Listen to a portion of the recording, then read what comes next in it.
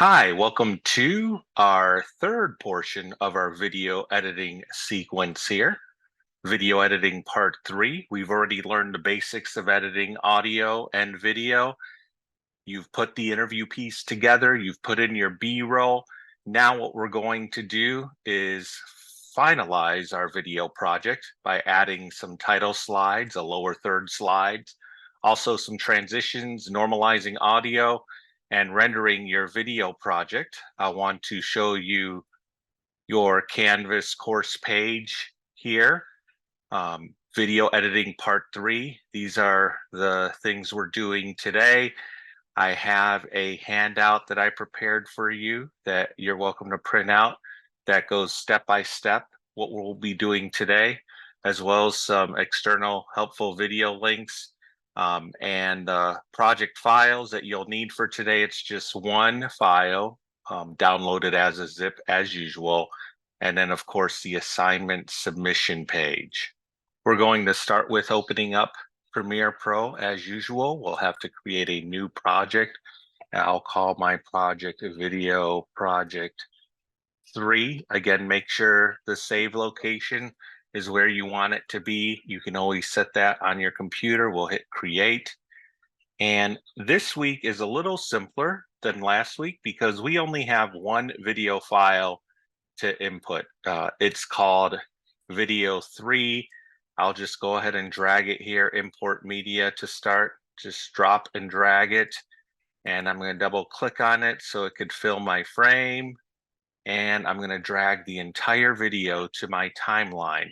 So now I'm ready to work on this. And just a quick reminder, this is what we have here. I like teaching at Piedmont because we have the best students, and I feel really qualified to say that because I've taught other places. And the students here, we have smaller class sizes, so I get to know my students, and they're just like, easy to talk to. They're super smart. They're the best. Being accessible to students is important to me because I went to So it's a good idea to go ahead and listen to your video so you're sure that everything that you want is in there before you start adding in these various elements.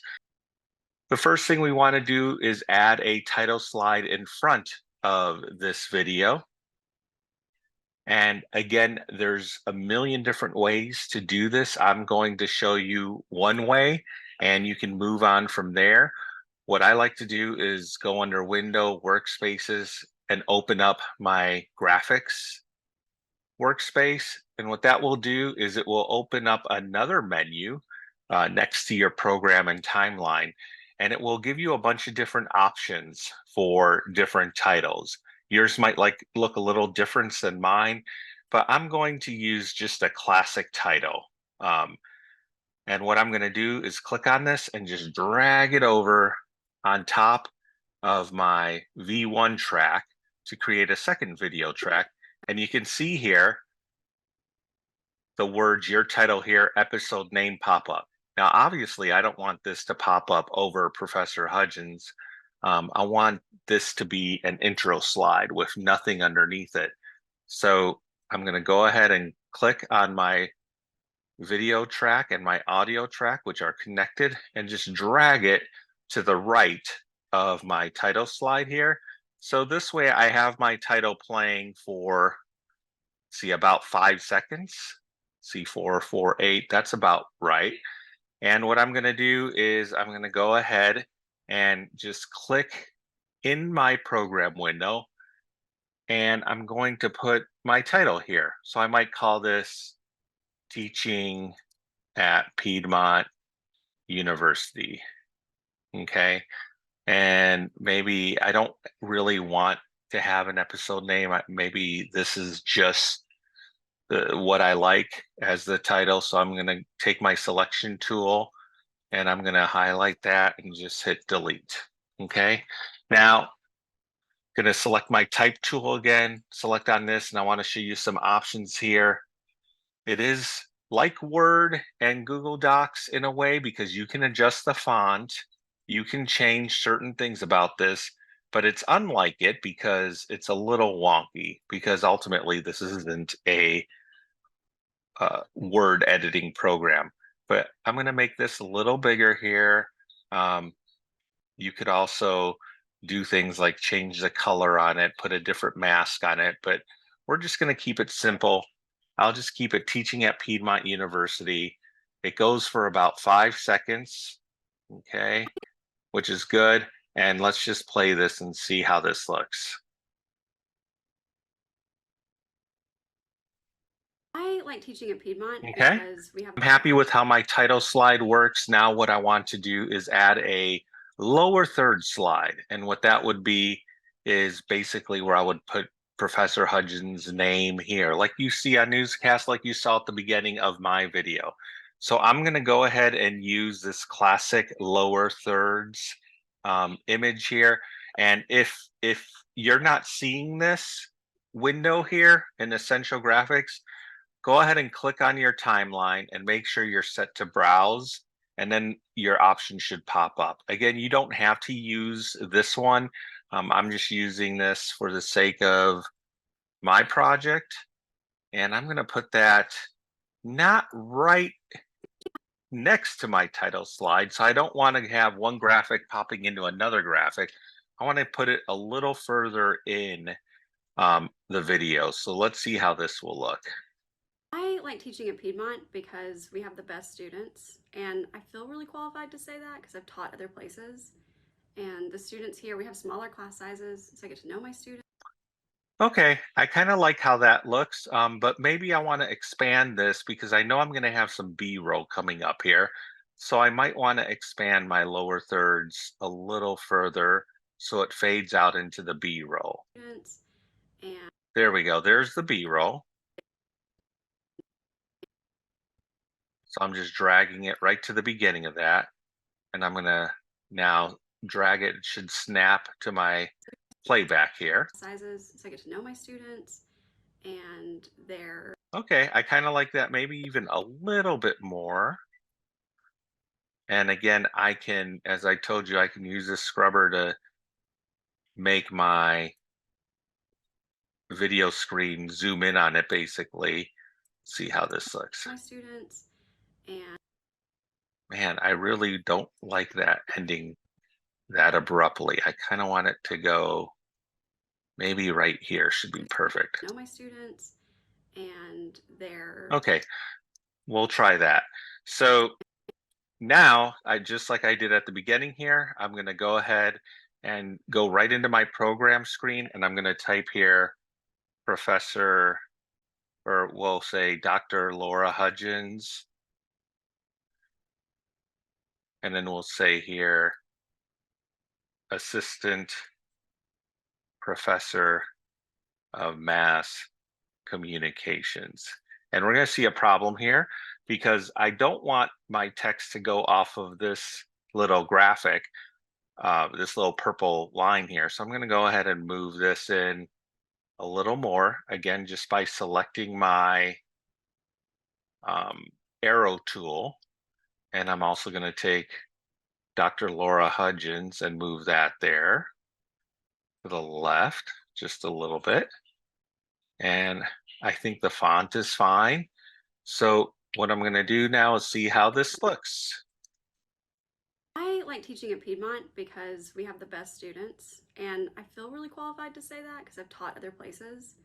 And the students here, we have smaller class sizes, so I get to know my students. The last thing I want to do in terms of a slide is I want to add a credit slide at the end here where you basically just give yourself props for doing the work that you've done. So I'm going to position my playback marker to the end. I'm going to go here and I'm going to find a kind of an end slide here that I could use. Let's see what would work here. And again, you will have different options than I will. I think I might have a little more on mine because I've downloaded certain things. We could use, let's just use the film caption one. I'm going to go ahead and put this here at the end. And you can see image caption here pops up because all I want to do here is I want to go ahead and type on this and say video by Joe. Why did not? Why did the by not show up? The video by Joe Dennis, and of course you're going to put your name. Um, and then one other cool thing that I want to show you is putting the copyright symbol there, which is Alt or Option G on a Mac, and that will give you that little copyright symbol. And we'll just put 2023 here, and we'll just keep that at the end. And let's see how this looks when we play it. I'm going to bring it out a little more. Having to take care of myself 100% for the first time.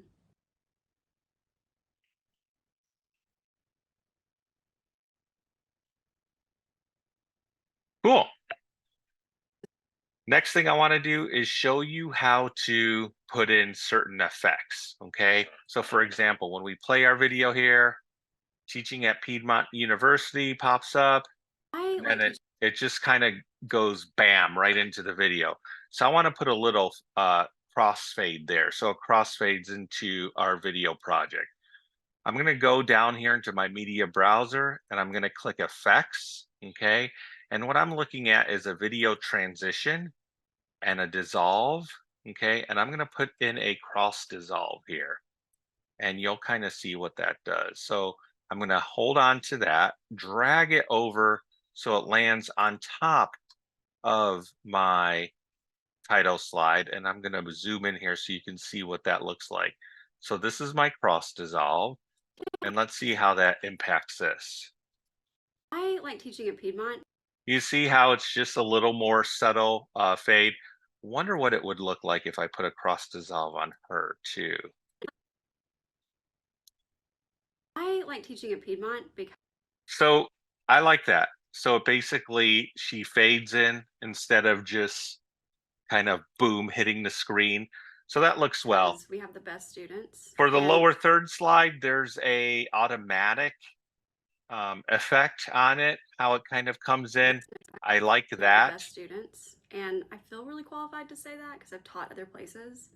And the students here, we have smaller class sizes, so I get to know my students. And it has already an effect built in where it just kind of fades out.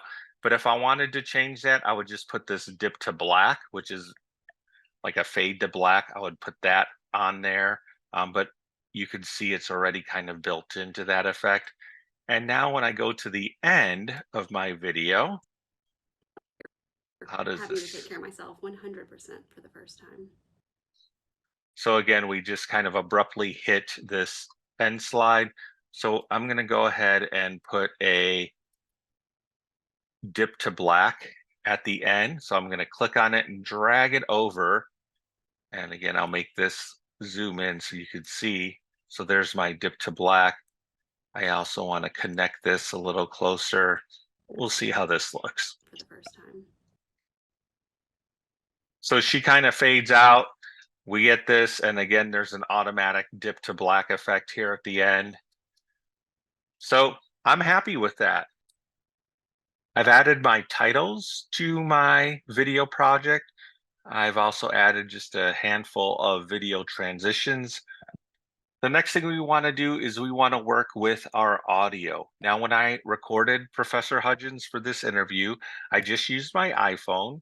I didn't use an external microphone. And that is usually okay as long as you're in a controlled environment. You're not going to have many distractions. The one important thing that you want to do is you want to make sure you're recording your subject at the same distance with your phone. So that way you don't have varying degrees of volume on your phone. So we have pretty consistent volume here. I have discovered that my favorite class to teach is theory and research, and I didn't. But the volume is consistent, but it's consistently low. And that's natural when you're recording with an iPhone without an external mic. So what I want to do here is I'm going to open up my, we're usually on this page. I want to open up my effect controls page here, and you'll see some different options here. I want to look at my audio and my volume right now set to 0 decibels. And I didn't expect it to And be. when I play it, when I play my It's my first time video, teaching it, you can see but it my was so much audio fun. is peaking around 21, maybe 15. It doesn't get too much higher. So what I need to do in here is I want to adjust my audio up by a few decibels. I'm just going to put 5 and I'm going to hit enter and I'm going to see how that sounds here. who students could come to. And then my first year here, I just put snacks in my office as a way to lure students. So I'm still a little lower than I want to be. So I'm going to go back to my audio volume. Okay. And I'm going to make sure I have my whole audio track selected. And I'm going to make my volume, let's try 5.0, enter. And it became something they have come to expect. I have discovered that my favorite class to teach is theory and research. Okay, so we saw her when she said I did peek a little bit into the red, but that's okay because that's the exception and not the norm. Let's see how it looks here. I learned to love that. All my classes are fun, but I love teaching theory and research. So I like this level of where I'm at.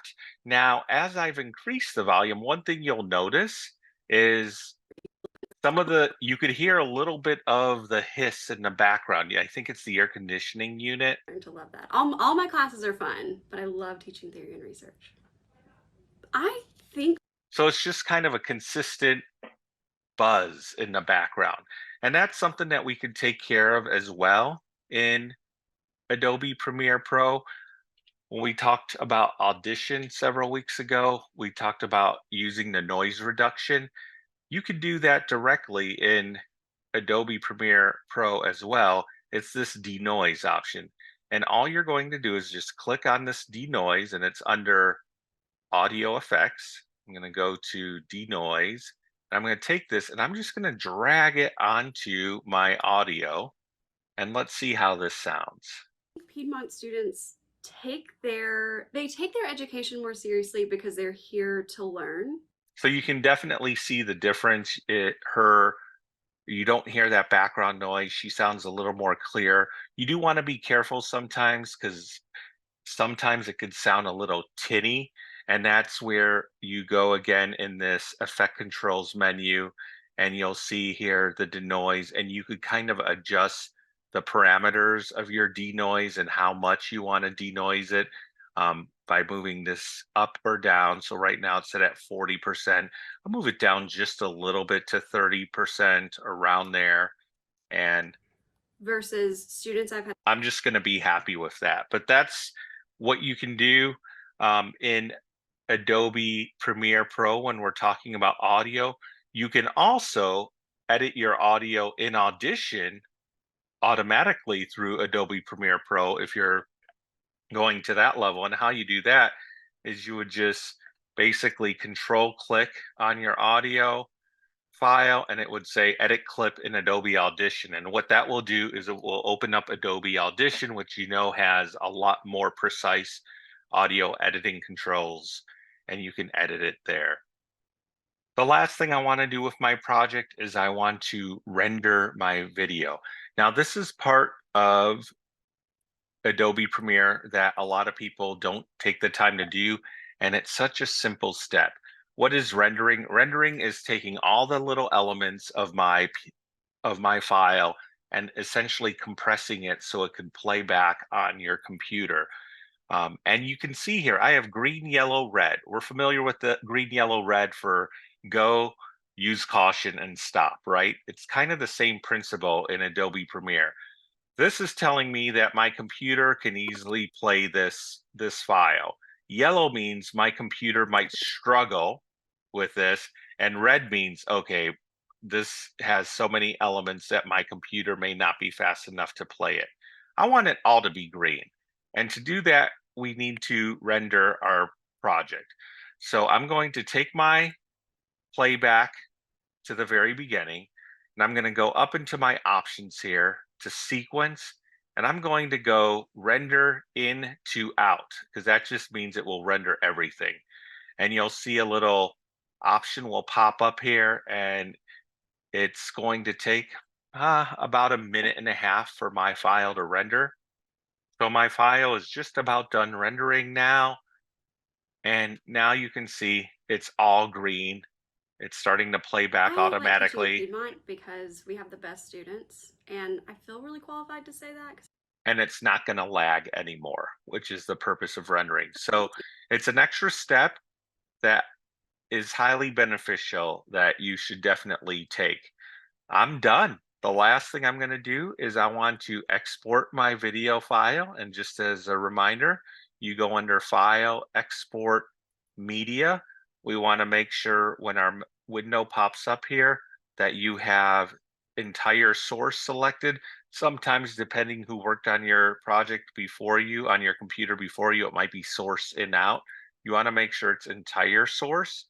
And then we want to call this project, save it, what you want to call it. So I'm just going to call it Final Video 3. You could call it whatever you want. Make sure it's saved in a location where you know you can find it. And then here, again, I'm going to go to 720 HD, which is the lowest source that's still HD. And all these other settings should be the same. I'm just going to click export. And now that I've rendered my video, by the way, your exporting of your file should take much quicker. And my file has finished exporting. And I'm just going to go ahead and open that up and see that it plays how I expect it to. My video is done exporting. I'm going to open it up and just play it in QuickTime to make sure that it looks how I want it to look.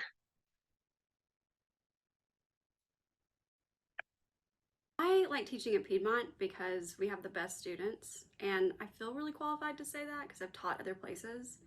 And the students here, we have smaller class sizes, so I get to know my students. And And I am complete with my video editing project part 3, which wraps up our sequence in video editing. That would be the file I would want to upload and submit into Canvas. And if you have any questions, you know how to reach me. Good luck.